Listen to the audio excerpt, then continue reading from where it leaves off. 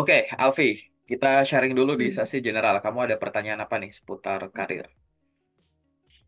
Untuk yang pertama, saya pengen bertanya, gimana ya Pak, caranya bisa sampai lolos, minimal sampai yang user gitu loh Pak, interview sampai lolos, karena kendala saya itu paling banter-banter tuh di eh, interview HR. Udah habis itu Zong nggak pernah ada panggilan lagi Pak.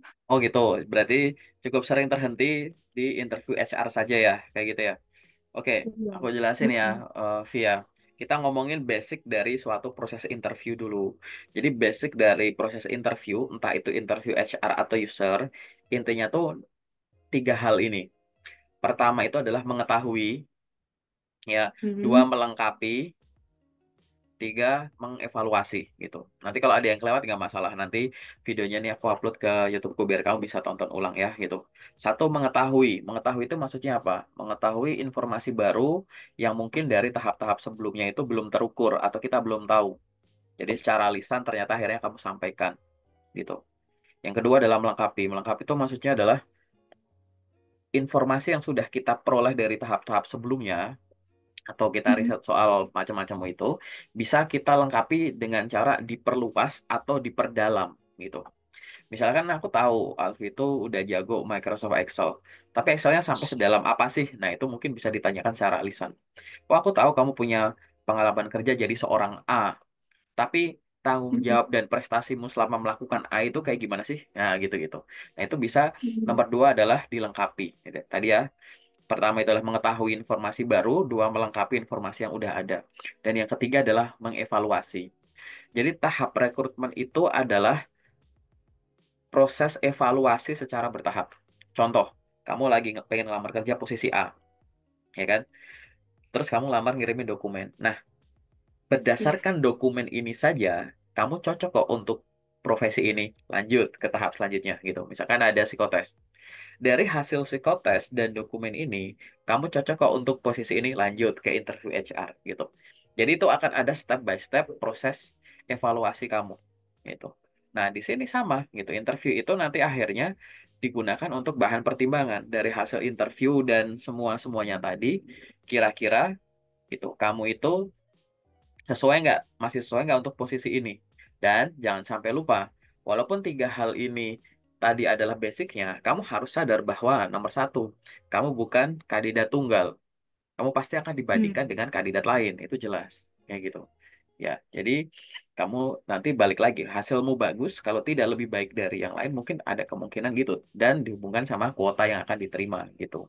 Nah, berkaitan dengan interview HR sama user, ada sedikit perbedaan. Mungkin kamu nanti juga udah paham ya gitu. Jadi interview Mm. HR lebih berkaitan dengan personality-nya dia sendiri gitu.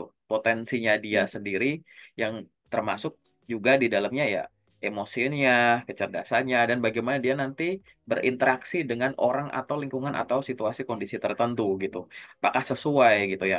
Kalau ke user, dia lebih ke seberapa cocok dia jadi anggota tim si user itu. User di sini yang aku Mm. maksud adalah memang user bisa user langsung, bisa user nggak langsung. User langsung misalkan kamu lamar posisi staff, user langsung itu supervisor. Mungkin ada yang nggak langsung, entah manajer, entah direksinya gitu kan. Nah, user sama.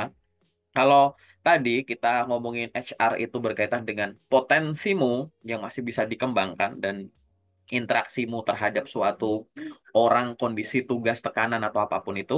Kalau user itu dia berkaitan berkaitan dengan seberapa siapnya kamu jadi anggota tim itu. Dia udah seberapa paham sih sama ini? Dia udah punya keterampilan kayak gimana sih gitu. Dia kalau jadi anggota timku, dia bisa ini menyesuaikan diri dengan tim yang sudah ada belum sih? Kan kayak gitu. Kira-kira dia sesuai nggak dengan gaya komunikasiku, bisa ngikutin kecepatan kerjaku, nggak gampang, nggak diarahin dan lain-lain gitu. Itu yang berkaitan dengan user kayak gitu ya. Nah, kalau kamu Mm. beberapa kali terhenti di interview HR gitu, mungkin ada dua Mm. kemungkinan gitu. Paling kita ngomongnya dari sisi kitanya ya, kan kita nggak bisa tebak-tebak dari sisi sananya. Kita dari sisi kitanya. Pertama itu adalah kita memang kurang berhasil dalam meyakinkan HR bahwa kita punya resource tadi, kita punya potensi yang bisa dikembangkan atau kita punya kepribadian yang cocok untuk mengisi posisi ini gitu-gitu. Jadi kita ibaratnya dari sisi potensi itu kita kurang berhasil dalam meyakinkan HR atau yang nomor dua sebenarnya kita udah berhasil ya membuat di atas standar lah ibaratnya gitu. Tapi kita dibandingkan dengan kandidat lain kita kurang wow gitu loh. Gitu. Balik lagi ke arah sana gitu. Sampai akhirnya HR itu bilang, "Oke, yakin nih, aku yakin nih kamu bisa nih." gitu. Langsung majuin, aku pede nih sih. Misal aku HR-nya, aku pede nih ngajuin kamu ke user kayak gitu. Nah, itu HR tuh belum seyakin itu gitu untuk ngajuin ke Hmm. itu gitu. Lalu apa sih sebenarnya tips paling mudah ya kalau kamu mau lolos interview HR atau user? Pertama aku ngomongin dari sisi konsepnya. Konsep yang pertama itu adalah yang berkaitan dengan self awareness gitu. Kalau kamu sadari, mungkin suka belajar pertanyaan-pertanyaan interview yang biasa muncul, gitu. Kunci dari semua pertanyaan interview itu di HR atau user, tapi aku di sini bahas HR ya, adalah self-awareness. Seberapa kamu tahu soal kamu, gitu. Kita lihat aja, bener gak? Ya kan? Seberapa kamu tahu soal dirimu sendiri. Kamu coba deh browsing-browsing terkait dengan pertanyaan HR yang biasa muncul, gitu kan, di interview. Apa coba? Silahkan perkenalkan diri Anda. Itu kan artinya seberapa kenalnya kamu, self awareness. Apa Ya. motivasi kamu melamar kerja di posisi ini perusahaan ini? Self awareness. Apa kelebihan dan kekurangan kamu? Self awareness, gitu. Apa rencana kamu 5 tahun ke depan? Self awareness. Hmm. Berapa gaji yang diharapkan? Self awareness, gitu. Jadi semua itu diawali dengan self awareness kamu, gitu. Apa kelebihan kamu yang nggak ada di CV? Itu sebutkan ini. Itu banyak sekali pertanyaan yang mungkin akan ditanyakan sama HR itu yang berkaitan sama self awareness. Bagaimana kamu nanti berinteraksi dengan gini? Apa yang kamu lakukan untuk menghadapi situasi semacam itu? Self awareness lagi, intinya gitu. Nah, biar memunculkan self awareness ini gimana sih? Nah, ini sekarang aku masuk ke teknisnya ya gitu. Untuk memunculkan self awareness ini, kamu harus membreakdown suatu interview itu jadi dua. Wawancara atau interview itu kan proses kita dari sudut pandang pelamar ya. Proses menyampaikan informasi kan. Kayak gitu. Maka kalau kamu biar punya self awareness yang bagus, maka kamu harus punya persiapan dari sisi menyampaikan dan informasi. Kita breakdown Hmm. satu-satu gitu. Kalau persiapan dari sisi menyampaikan dan informasi ini udah siap, itu bisa kita sampaikan bahwa kita sudah meminimalisasi kemungkinan gagal gara-gara kita kurang paham diri kita sampai akhirnya gagal meyakinkan lawan bicara yaitu HR. Menyampaikan informasi. Kita ngomongin informasi dulu. Informasi itu apa sih? Informasi adalah semua yang ada di sini nih, yang harus kamu siapkan sebelum kamu menghadapi interview. Sebagian besar informasi itu bisa kamu siapkan jauh-jauh hari, bahkan sebelum ada panggilan interview, gitu. Informasi apa yang harus ada di dalam kepala? Pertama, berkaitan dengan CV dan dokumen pendukung yang kamu kirimkan. Kan logikanya adalah yang dokumen yang kamu kirimkan itu kan berisi informasi-informasi pengalamanmu. Kamu yang ngalamin, kamu yang ngerasain, kamu yang berhasil, kamu yang gagal, kamu yang nyusun, kamu yang nyodorin gitu kan. Jangan sampai nanti kamu nggak paham apa yang kamu tulis. Karena mungkin nanti di dalam proses interview itu kamu harus menyebut secara umum atau secara detail bagian-bagian di CV. Kayak gitu. Misalkan aku jurusan A. Aku nanya sama kamu, kamu soal bidang A udah menguasai apa aja gitu. Kan harusnya otak langsung mikir, "Tek, wah aku belum punya pengalaman kerja. Aku ngomongin praktikum atau mata kuliah yang aku praktekin selama kuliah kan kayak gitu."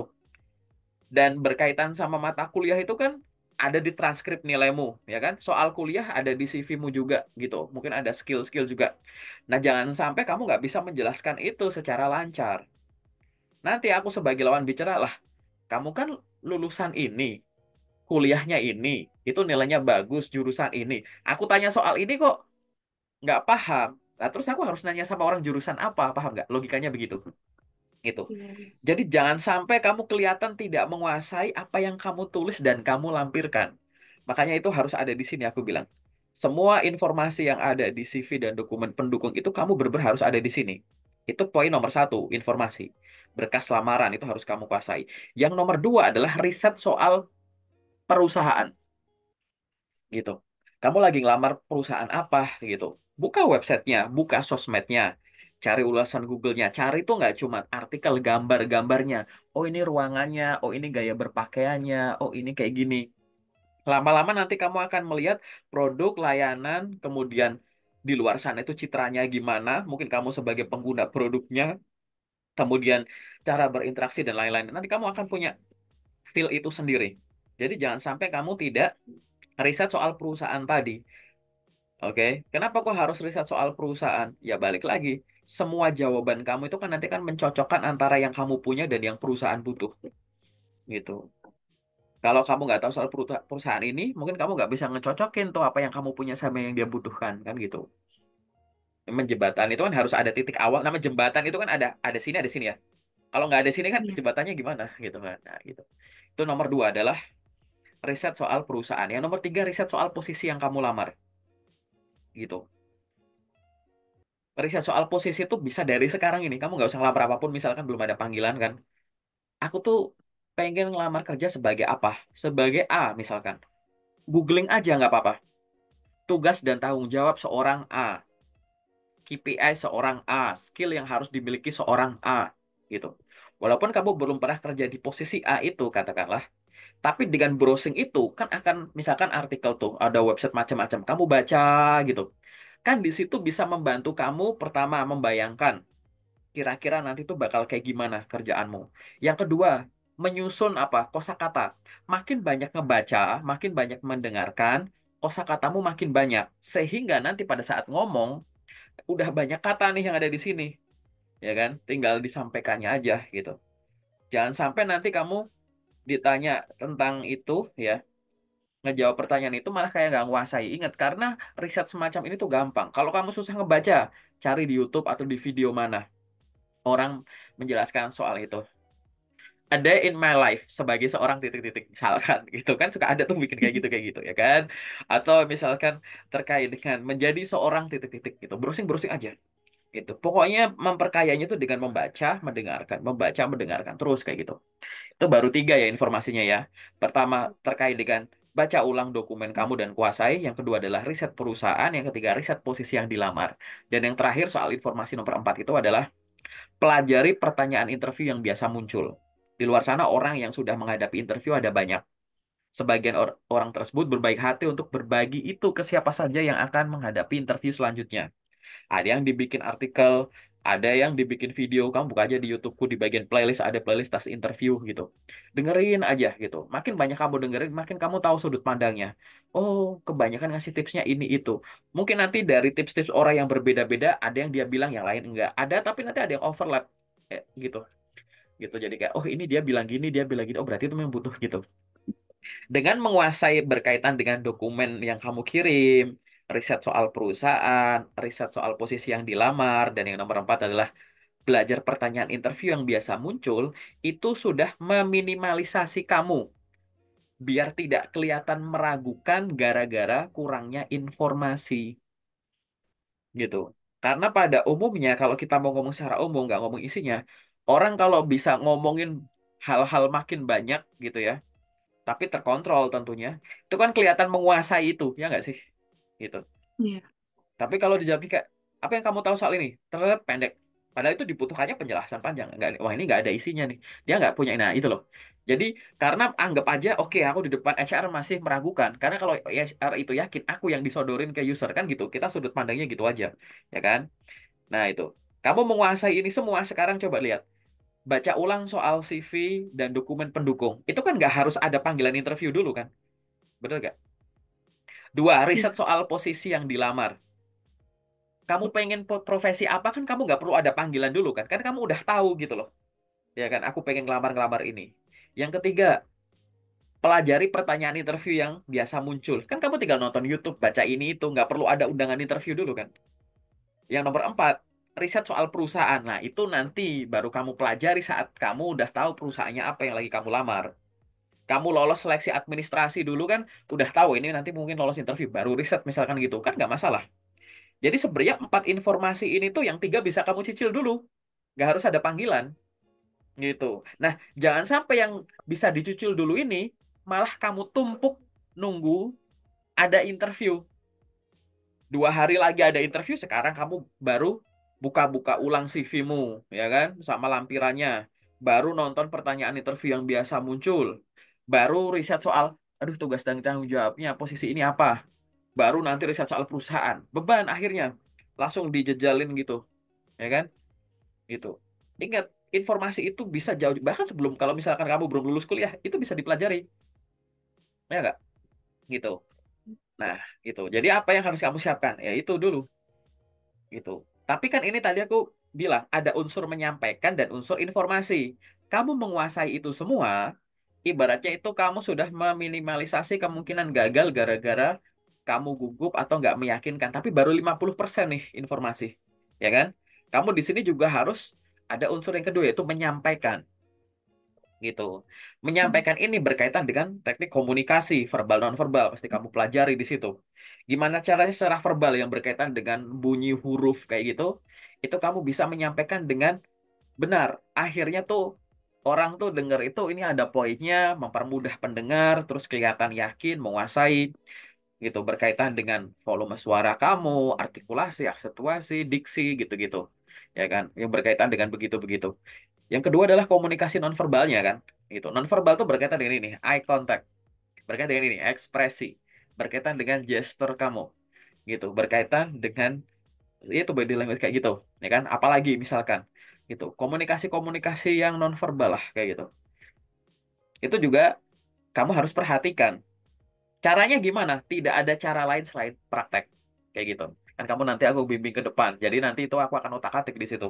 Oke, itu nanti kita lihat. Nah, dengan menguasai ini, maka kamu balik lagi sudah meminimalisasi kemungkinan gagal dalam tanda kutip kurang meyakinkan gara-gara cara penyampaiannya salah.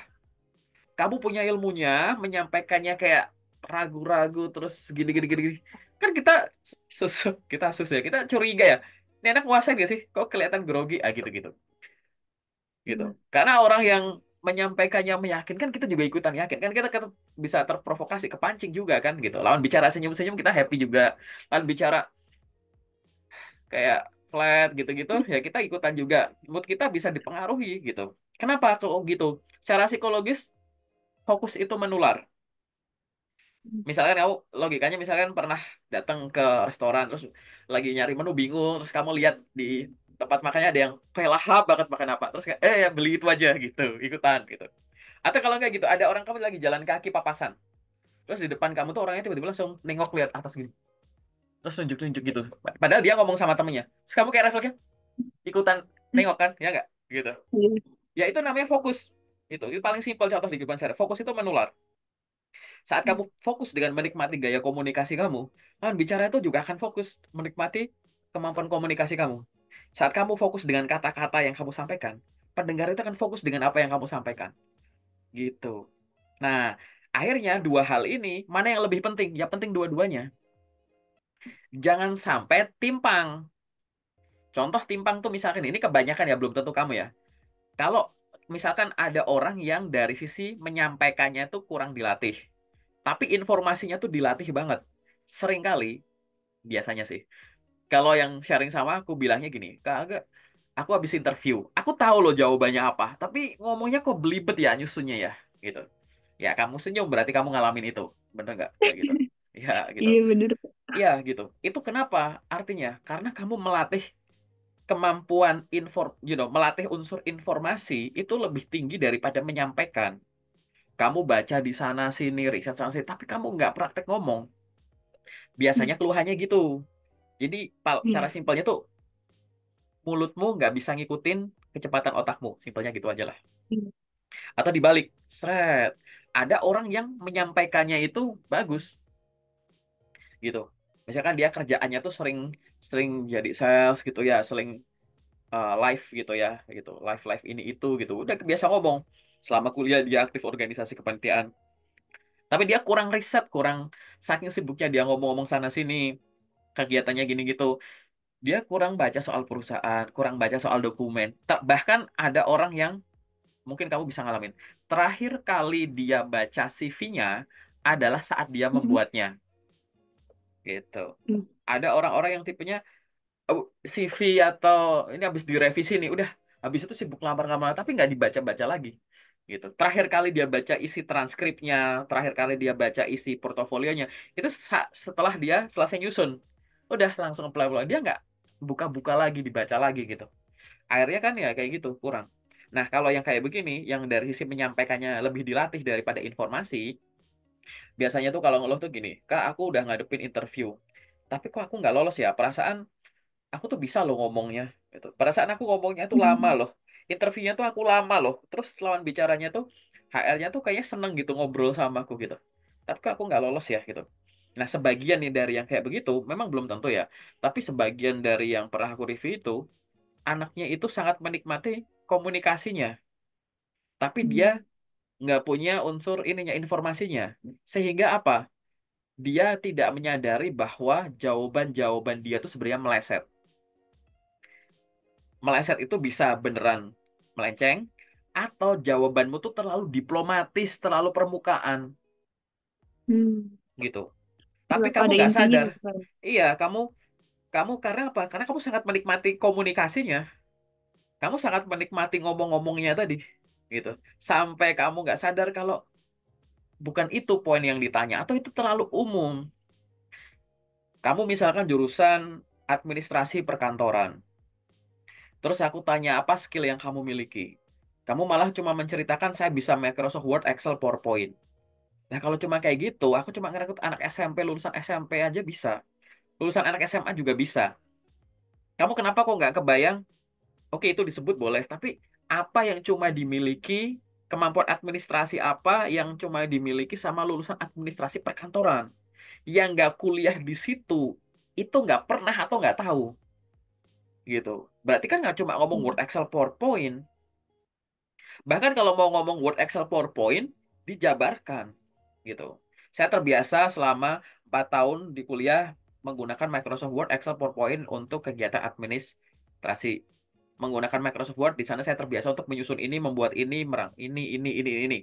Menggunakan Microsoft Excel, biasanya saya Hmm. menggunakannya untuk ini, untuk laporan ini. Microsoft PowerPoint saya untuk ini.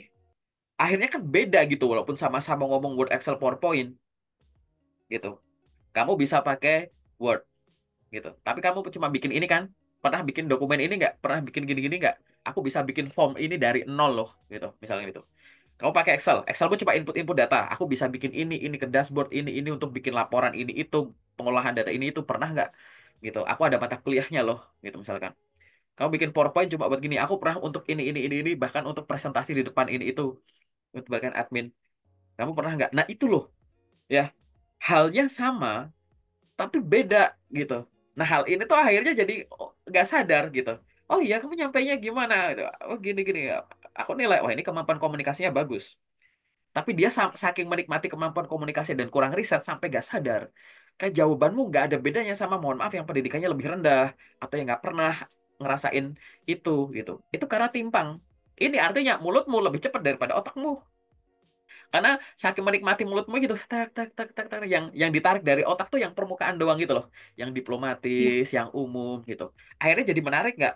Ya nggak menarik. Kenapa? Balik lagi, kamu bukan kandidat tunggal. Bayangkan, kamu kan pasti akan, misalkan kita interview langsung, pasti kan kamu akan aku bandingkan dengan yang tadi habis aku interview sama yang nantinya kan, gitu. Lah itu kan kalau nggak bikin kesan gimana? Lalu menyampaikan dan informasi lebih penting mana? Ya dua-duanya. Apalagi kalau dua-duanya kurang, gitu udah sibuk ngelamar-ngelamar terus gitu kan. Belajar komunikasi enggak, ini enggak gitu. Atau yang masih kerja tuh biasanya tuh yang aku bimbing juga ada yang gitu. Dia pengen pindah kerja, pengennya resign resignnya tuh tunggu dapat kerjaan baru. Tapi kegiatan dia ya sibuk rutinitas kerjaan aja. Apply-apply secukupnya, belajar ini itu enggak, riset enggak gitu. Ya sama aja. Walaupun kamu punya pengalaman kerja yang menuntut kamu ngomong terus, tapi kan hal-hal yang diobrolin di interview itu kan bukan hal-hal yang kita obrolin di kehidupan sehari-hari. Kan nggak ada kamu tiba-tiba, selamat pagi, apa kelebihan yang kamu punya, apa kan nggak kayak gitu. Itu bukan topik-topik yang Kita omongkan di situ. Nah, makanya sejak awal kita akan kelihatan lebih tidak terbiasa gitu di topik-topik tersebut walaupun kamu jago ngomong. Nah, sekarang bayangkan kurang persiapan dari dua unsur itu. Pasti akan memunculkan hal-hal lain yang bikin kita ragu sama kamu. Satu mungkin aku sebut berapa ya? Aku bisa sampai 10 nggak ya? Pertama, jawaban kamu nggak bisa jawab, banyak nggak tahu nggak bisanya. Atau kamu bisa jawab tapi bingung ngerangkainya. Atau yang ketiga, Iya. tiba-tiba muka kamu panik, ya kan? Tiba-tiba suara kamu getar, tiba-tiba kamu kelihatan hilang ekspresinya, ya kan? Tiba-tiba bingung ngerangkainya. Aduh, yang mau diomongin gimana ya nyusunnya? Mana dulu ya, kayak gitu. Ya kan? Belum nanti mules, ya kan? Pusing. Nanti suaramu jadi pelan. Pengen pertanyaan buruan selesai, gitu. Hmm. Gitu. Jadi terus ngejawabnya seadanya terus, gitu-gitu. Terus tiba-tiba langsung males-males gitu, buka buka CV, buka dokumen itu kayak, aduh berat banget kayaknya buka laptop ya, kayak gitu-gitu. Itu begitu-begitu. Hal-hal yang kayak gitu tuh makin lama makin bikin kamu makin meragukan, gitu. Hmm. Jadi kayak pada saat lawan bicaramu ragu sama kamu, malah kamu iyain gitu. Kayaknya aku ragu sama kamu deh. Iya deh, saya tuh yang meragukan. Seolah kamu gituin gitu. Ya kan? Kan logika bodohnya adalah gimana kamu meyakinkanku kalau kamu belum yakin sama dirimu sendiri. Nah, biar kamu bisa yakin sama dirimu sendiri kan kamu harus tahu dirimu sendiri. Balik lagi ke self awareness gitu. Makanya sekarang berkaitan dengan self awareness di interview ini, kamu silahkan persiapkan aku tuh kelebihannya di mana, kekuranganku di mana, mana yang aku tinggal pertahankan, ya kan? Mana yang aku harus perbaiki, mana yang aku ya, jadi yang tadinya mana yang aku harus pertahankan dan tingkatkan, mana yang aku harus latih lagi nih biar terlatih, mana yang aku belum bisa dan harus bisa gitu kan gitu, bikin jadi tiga. Yang nggak bisa jadi bisa, yang belum terlatih jadi terlatih, yang udah terlatih dipertahankan, kalau perlu ditingkatkan lagi gitu. Nah, hal-hal yang berkaitan dengan ini kan yang tahu siapa kamu. Dari unsur menyampaikan dan informasi itu kurangnya di mana? Dua-duanya. Oke. Dari sisi menyampaikan, dari sisi mananya? Dari sisi informasi, dari sisi mananya yang kurang? Dari empat tadi. Gitu. Ya kan? Udah kebayang, habis itu tinggal kamu bikin schedule, time management. Kapan kamu mau belajar ini, belajar itu. Di tengah kesibukan kamu sekarang, atau sambil apply-apply. Kayak gitu. Nah, kalau itu semua udah dilakukan, gitu, yakin tinggal nunggu waktu aja. Sampai kemampuan interviewmu makin bagus. Apakah itu bisa dilakukan diri sendiri? Ya. Tapi kalau misalkan kamu butuh orang lain boleh nggak? Boleh. Kayak kamu nanti aku bimbing tuh kayak gitu. Gitu. Biar orang lain tuh tahu. Ada tahap, ada level-level tertentu yang kamu itu memang bisa ngelatih sendiri. Gitu. Memang setiap orang tuh punya kemampuan itu. Ada batas-batas tertentu yang harus orang lain yang ngebimbing untuk memotong proses belajarmu yang kurang efektif misalkan kayak gitu. Jadi biar lebih efektif kan butuh butuh bisanya kan segera nih gitu kan gitu. Kalau bisa segera kan, kalau kamu pengen ke suatu tempat pengen bisa segera kan, kecepatannya tinggi atau kamu tahu jalan pintasnya kan, gitu. Nah itulah kadang kamu butuh orang lain nanya warga lokal. Papa kalau mau ke sana, oh ya lewat sini aja di sana. Nah, gitu. Ini pintas nih ya. Kayak, kamu harus butuh orang lain untuk ada kayak gitu. Nah hal-hal semacam ini yang harus kamu siapkan. Ini baru sisi umum masing-masing orang ya, persiapan dari sisi menyampaikan dan persiapan dari sisi informasi. Nah, nanti yang berkaitan dengan pendukungnya itu ya harus kamu siapkan. Interview itu bisa walk-in, bisa tetap muka langsung, offline. Bisa online, gitu. Online ini bisa pakai video conference kayak gini. Bisa juga lewat telepon. Bisa juga interview lewat chat, gitu. Silahkan balas ini, gitu. Ada interview lewat chat, gitu. Atau interviewnya ngisi form, gitu, yang kamu ketik, gitu. Itu gimana caranya, gitu kan. Nah, jangan sampai hal-hal teknis yang berkaitan sama itu semua mengganggu kamu. Contoh, kamu akan interview pakai Zoom, ya kan? Jamnya jam 10 pagi. Kamu nggak ngecek Zoom kamu dulu, ternyata pas dibuka jam 10, Zoom-nya update. Ya, kayak gitu misalkan. Ya kan? Nunggu, lawan bicara langsung nunggu. Itu udah bete tuh. Ah, kamu jadi, aduh, nggak bisa login, gimana itu. Masalah sinyal, gitu misalkan. Atau misalkan kamu mau datang interview offline di mana gitu. Set, berangkatnya mepet. Naik KRL gangguan, ya kan? Makin panik lagi. Ya udah kamu persiapkan buyar. Nah, gitu-gitu. Paham nggak? Itu faktor faktor eksternal sebenarnya. Di luar menyampaikan dan informasi loh ya. Aku sebut eksternal tuh di luar menyampaikan dan informasi. Ini masalah apa ya kamu itu? Gitu. Kalau ada yang bikin kamu grogi gara-gara faktor eksternal sih nggak masalah, karena kan faktor eksternal kan nggak bisa kamu kontrol ya, gitu. Gitu. Ini aku ngomong faktor eksternal dari diri, oke? Misalkan kayak kereta gangguan, tiba-tiba tasnya putus, gitu. Tiba-tiba mati listrik, gitu-gitu. Itu kan di luar kontrolmu tuh, misalkan, ya kan? Tapi kalau eksternalnya di luar menyampaikan dan informasi yang kamu bisa kontrol, gitu, kan itu harus dipersiapkan. Oh, aku nanti online. Berarti aku device-nya coba dua. Kalau ini error aku ke sini. Kalau gini-gini, aku nyiapin catatan. Aku udah nyiapin nanti kalau ditanya, ada pertanyaan lagi nggak? Aku ada pertanyaan, gitu-gitu. Oh, di sini nanti interviewnya tuh aku dinilai cuma lewat layar segini. Aku cari tempat yang nggak bising, nggak ada noise visual atau suara, gitu-gitu. Oh, aku nanti tepatnya di sana. Oh, aku berangkatnya lebih awal ah, biar aku nggak nyasar. Oh, aku baru pertama kali mau ke sana. Mana ya? Besok aku survei ah, gitu-gitu. Nah, itu tuh yang nggak harus kamu persiapkan. Karena itu adalah faktor internal diri tapi di eksternal menyampaikan dan informasi, atau faktor eksternal yang benar-benar di luar kamu kayak gitu. Nah, kalau itu semua udah bisa kamu kontrol, itu tinggal nunggu waktu aja. Biar apa? Kamu lolos ke tahap selanjutnya. Dan yang aku ceritakan ini juga berlaku di interview user. Bedanya, nanti kalau di interview user itu kamu akan lebih banyak menyampaikan yang teknis-teknisnya. Balik lagi, kamu bilang saya pernah ini, pernahnya tuh gimana gitu. Jelaskan. Ada beberapa tips dan trik ya kalau kamu menyampaikan yang kayak begitu. Ini aku langsung nyambung aja karena mungkin nanti di interview HR juga akan ada yang ditanyakan. Itu yang berkaitan dengan pertanyaan-pertanyaan yang sifatnya parsial yang bisa kamu breakdown. Kamu harus active listening sekali. Misalkan ditanya, Alfi pernah nggak ngolah data A pakai software A gitu. Nah ini kan sebenarnya kan di sini kan kayak dua pertanyaan dijadiin satu. V pernah bikin laporan ini pakai Word nggak? Itu kan sebenarnya pertanyaannya kayak V pernah pakai Word, V pernah bikin ini nggak? Bikin laporan ini nggak? Baru digabung gitu. Nah, kalau ada pertanyaan-pertanyaan sifatnya kayak gitu, baik oleh HR atau user, kamu lihat dulu yang mana yang kamu nggak pernah gitu. Karena seringkali yang nggak pernah itu cuma salah satunya gitu. V, kamu sering nggak minum teh di pagi hari? Aku sering minum teh, tapi di malam hari. Oh, saya sering minum teh, Bu, tapi di malam hari. Atau jawabannya, oh, saya biasanya kalau pagi hari minumnya air putih, Bu. Gitu.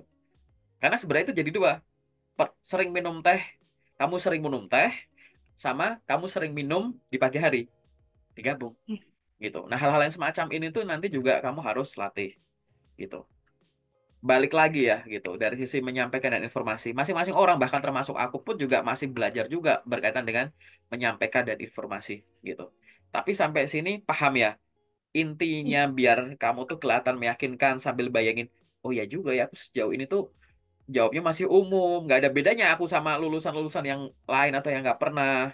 Aku kalau ngomong masih kayak lagi nari Bali gitu, matanya ke sana sini gitu-gitu misalkan gitu kan. Terus suaraku kadang kenceng, kadang pelan kayak gitu ya gitu-gitu. Udah, tapi sampai sini paham ya? Iya, Iya Pak, paham. jelas ya.